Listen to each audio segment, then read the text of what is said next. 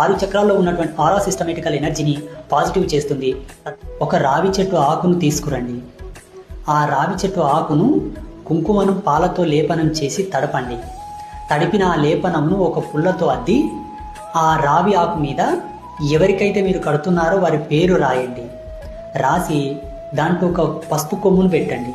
పసుపు కొమ్మును పెట్టి దాన్ని మడపండి. మడిపి దాని మీద పసుపు కుంకుమ వర్ణము కల దారాలు తీసుకొని దాని మీద కట్టండి.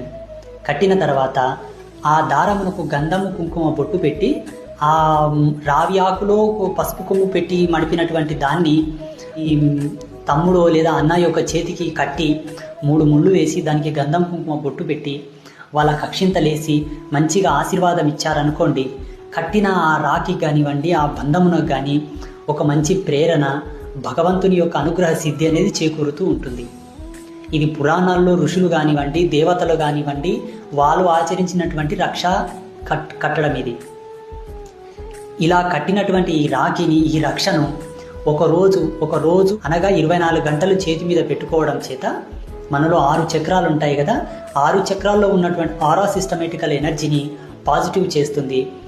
మరుసటి రోజు ఆ రక్షను తీసుకెళ్ళి ఏదైనా ఒక చెట్టు మొదట్లో కానీ తులసి కోట దగ్గర పెట్టండి. ఇలా చేయడం అనేది సనాతనమైన సాంప్రదాయం. ఇలా మొదట చేసి తర్వాత మీరు మార్కెట్లో దొరికే రాఖీలు కూడా తీసుకొచ్చి కట్టండి.